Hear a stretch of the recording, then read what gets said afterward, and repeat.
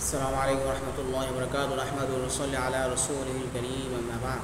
যে সমস্ত কাজ করলে দরিদ্রতা আসে, যেমন অধিক ঘুমানো, বেশি বেশি ঘুমাইলে দরিদ্রতা আসে।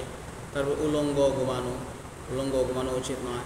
উলঙ্গ পেশাব করা, পেশাব করতে গিয়ে একেবারে উলঙ্গ হয়ে যাওয়া, এটাও সঠিক নয়। তারপর নাপাক অবস্থায় খাবার খাওয়া, এজন্য যখন আমরা খাবার খাইতে যাই, বড় যে নাপাকে রয়েছে সেই নাপাকে থেকে পবিত্র হয়ে আমরা খাবার খাইতে যাই। যদিও বৈধ রয়েছে, কিন্তু নাপাকি থেকে পবিত্র হয়ে খাবার খাওয়াটাই বেশি ভালো। হেলান দিয়ে খাবার খাওয়া এটা উচিত নয়, বরং হেলান ছাড়া খাবার খাওয়া এটা সুন্নাত। রুমাল দ্বারা ঘর ঝাড়ু দেওয়া, ঘর ঝাড়ু দেওয়ার দরকার পড়লে আমরা ঝাড়ু দিয়ে ঝাড়ু দিব, কিন্তু রুমাল দিয়ে ঘর ঝাড়ু দেওয়াটা এটা সঠিক নয়। গড়ে উকুন ছাড়িয়ে দেওয়া, মাথার মধ্যে যে উকুন থাকে সেই উকুনগুলোকে আমরা মেরে ফেলবো ধরে, এগুলি ঘরের মধ্যে আমরা ছাড়বো না। বড়দের আগে আগে হাঁটা এটাও উচিত নয়। আমার বয়সে বড় হতে পারে, এলেমের ক্ষেত্রেও বড় হতে পারে, তো তাদের সম্মান করা উচিত, সেই হিসেবে তাদের আগে আগে না হাঁটা। মা বাবাকে নাম ধরে ডাকা এটাও সঠিক নয়। মা বাবার নাম ধরে ডাকা যাবে না, তাদেরকে সম্মানের সাথে তাদেরকে ডাক দিতে হবে।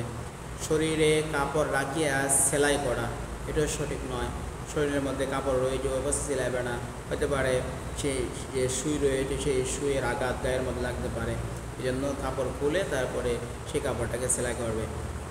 ঘরে মাকড়সার ঘর রাখা তাও সঠিক নয়। মাকড়সা তার যে ঘর বানায় সে ঘরের ময়লা হয়ে থাকে, এই জন্য মাকড়সার ঘরগুলো আমরা রাখবো না। তারপরে নামাজ অলসতা করা, নামাজ অলসতা করা সঠিক নয়। সঠিক সময়ে জামাতের সাথে নামাজগুলো আদায় করা উচিত।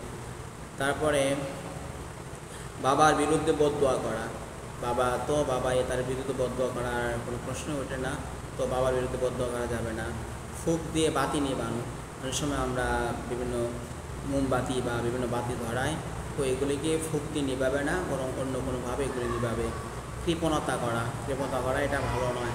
অপচয় করা, যে অপচয় সম্পর্কে কোরআনের মধ্যে বলা হয়েছে আল্লাহ তাআলা অপচয়কারীকে ভালোবাসেন না, মহব্বত করেন না।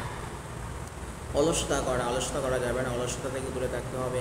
নবী সাল্লাল্লাহু আলাইহি আল্লাহর কাছে পানা চাইতেন সে অলসতা থেকে দূরে থাকা। তো মোটামুটি এখানে প্রায় 17টা এমন বিষয়ের কথা বলা হয়েছে যে সমস্ত বিষয়ের কারণে মানুষ দরিদ্রতাকে ডেকে নিয়ে আসে। আল্লাহ আমাদেরকে এই সমস্ত বিষয় থেকে দূরে থাকার তৌফিক দান করুক। আসসালামু আলাইকুম রহমতুল্লাহি ওয়া বারাকাতুহু।